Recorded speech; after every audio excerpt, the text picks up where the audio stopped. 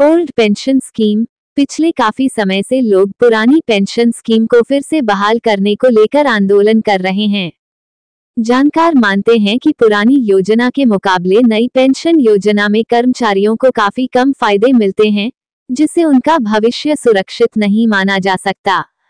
यही नहीं, जब नौकरी पूरी हो जाएगी और जो पैसे मिलेंगे उस पर टैक्स भी देना पड़ता है। हम अपनी आजीविका चलाने के लिए कमाई करते हैं।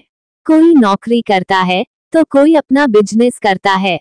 वहीं जो लोग सरकारी नौकरी करते हैं, केंद्र या राज्य सरकार के कर्मचारी के तौर पर उन्हें पेंशन देने का प्रावधान है। पिछले कुछ समय से आप ओपीएस यानी ओल्ड पुरानी पेंशन योजना और एनपीएस यानी नई पेंशन योजना पर विभिन्न सरकारों और कर्मचारी संगठनों के बीच रारठनी हुई है।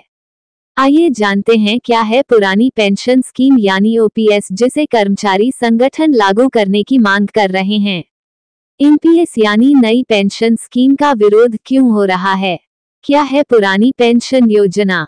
बात अगर ओल्ड पेंशन योजना की करें तो इसमें कर्मचारी के सेवा काल के आखिर के वेतन का 50% पेंशन के रूप में आजीवन किया जाता था।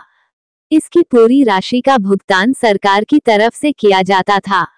हालांकि दिवंगत अटल बिहारी वाजपेयी की सरकार ने दिसंबर 2003 में इस पुरानी पेंशन योजना को खत्म कर दिया था। अब उसी पुरानी पेंशन योजना को लागू करने के लिए विभिन्न कर्मचारी संगठन सड़कों पर उतर रहे हैं। पुरानी पेंशन योजना को कैसे समझें? केंद्र और राज्यों में सरकारी कर्मचारियों के लिए पेंशन अंतिम आहरित मूल वेतन का 50% निर्धारित किया गया था। मतलब सेवा के आखिरी दौर में जितना वेतन मिलता था, उसका आधा प्रतिमाह रिटायरमेंट के बाद पेंशन के तौर पर मिलता था। इसके लिए कर्मचारियों के वेतन से कटौती भी नहीं होती थी। उदाहरण के लिए, अगर किसी रिटायर्ड सरकारी कर्मचारी का सेवा में रहते हुए मासिक मूल वेतन 10,000 रुपये था, तो उसे 5,000 रुपये की पेंशन का आश्वासन दिया जाता था। इसके अलावा सरकार द्वारा सेवारत कर्मचारियों के लिए घोषित महंगाई भत्ते या डीए में बढ़ोतरी का असर भी पेंशन भोगियों के मासिक भुगतान पर पड़ता था। मतलब भत्ते और डीए का लाभ पेंशन भोगियों को भी मिलने लगता था। अभी तक सरकार द्वारा भुगतान की जाने वाली न्यूनतम पेंशन 9,000 रुपये प्रति माह है और अधिकतम 62,500 रुपये है। केंद्र सरकार में उच्चतम वेतन का 50%, जो कि 1,25,000 रुपये प्रति माह है। पुरानी पेंशन योजना यानी ऑप्स को 2004 में बंद कर दिया गया था। इसके बदले नई पेंशन योजना लागू कर दी गई। पिछले काफी समय से लोग पुरानी पेंशन स्कीम को फिर से बहाल करने को लेकर आंदोलन कर रहे हैं। जानकार मानते हैं कि पुरानी योजना के मुकाबले नई पेंशन योजना में कर्मचारियों को काफी कम फायदे मिलते हैं, जिससे उनका भविष्य सुरक्षित नहीं माना जा सकता। यही नहीं, जब नौकरी पूरी हो जाएगी और जो पैसे मिलेंगे उस पर टैक्स भी देना पड़ता है। यही सब वजह है कि कर्मचारी संगठन पुरानी पेंशन योजना का विरोध कर रहे हैं। Old pension scheme. पिछले काफी समय से लोग पुरानी पेंशन स्कीम को फिर से बहाल करने को लेकर आंदोलन कर रहे हैं। जानकार मानते हैं कि पुरानी योजना के मुकाबले नई पेंशन योजना में कर्मचारियों को काफी कम फायदे मिलते हैं, जिससे उनका भविष्य सुरक्षित नहीं माना जा सकता। यही नहीं, जब नौकरी पूरी हो जाएगी और जो पैसे मिलेंगे उस पर टैक्स भी देना पड़ता है। हम अपनी आजीविका चलाने के लिए कमाई करते हैं। कोई नौकरी करता है तो कोई अपना बिजनेस करता है। वहीं जो लोग सरकारी नौकरी करते हैं, केंद्र या राज्य सरकार के कर्मचारी के तौर पर उन्हें पेंशन देने का प्रावधान है। पिछले कुछ समय से आप ओपीएस यानी ओल्ड पुरानी पेंशन योजना और एनपीएस यानी नई पेंशन योजना पर विभिन्न सरकारों और कर्मचारी संगठनों के बीच रारठनी हुई है।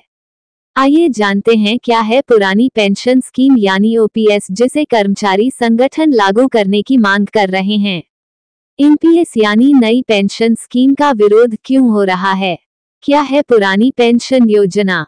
बात अगर ओल्ड पेंशन योजना की करें तो इसमें कर्मचारी के सेवा काल के आखिर के वेतन का 50% पेंशन के रूप में आजीवन किया जाता था। इसकी पूरी राशि का भुगतान सरकार की तरफ से किया जाता था।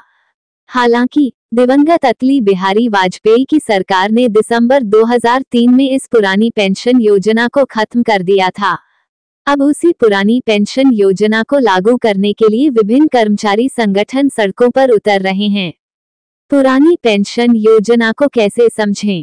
केंद्र और राज्यों में सरकारी कर्मचारियों के लिए पेंशन अंतिम आहरित मूल वेतन का 50% निर्धारित किया गया था। मतलब सेवा के आखिरी दौर में जितना वेतन मिलता था, उसका आधा प्रतिमाह रिटायरमेंट के बाद पेंशन के तौर पर मिलता था। इसके लिए कर्मचारियों के वेतन से कटौती भी नहीं होती थी। उदाहरण के लिए, अगर किसी रिटायर्ड सरकारी कर्मचारी का सेवा में रहते हुए मासिक मूल वेतन 10,000 रुपये था, तो उसे 5,000 रुपये की पेंशन का आश्वासन दिया जाता था। इसके अलावा सरकार द्वारा सेवारत कर्मचारियों के लिए घोषित महंगाई भत्ते या डीए में बढ़ोतरी का असर भी पेंशन भोगियों के मासिक भुगतान पर पड़ता था। मतलब भत्ते और डीए का लाभ पेंशन भोगियों को भी मिलने लगता था।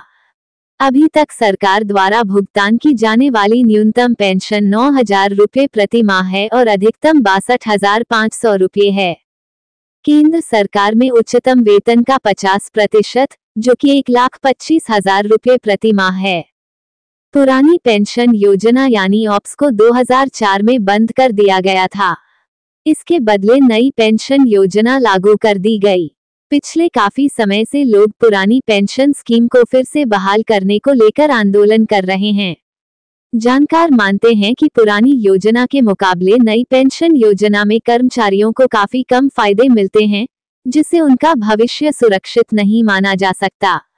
यही नहीं, जब नौकरी पूरी हो जाएगी और जो पैसे मिलेंगे उस पर टैक्स भी देना पड़ता है।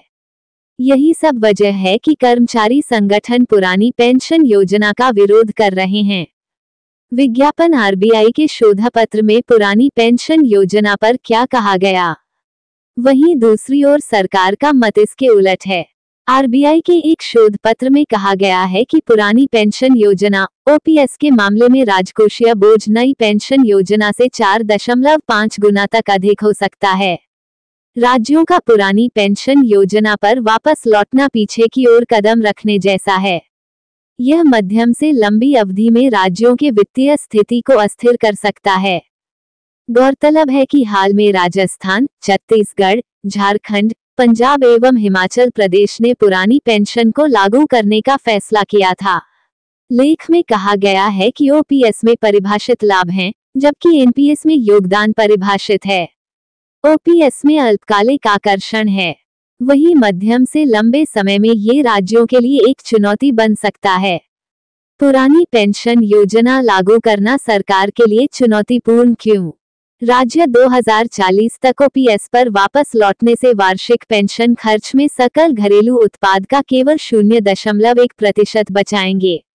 लेकिन 2040 के बाद वार्षिक सकल घरेलू उत्पाद के 0.5% तक पेंशन खर्च में औसत अतिरिक्त वृद्धि करनी होगी। लेख में चेतावनी दी गई है कि राज्यों का ओपीएस पर वापस लौटने से लंबी अवधि में उनके राजकोषीय तनाव को अस्थिर स्तर तक बढ़ा सकता है।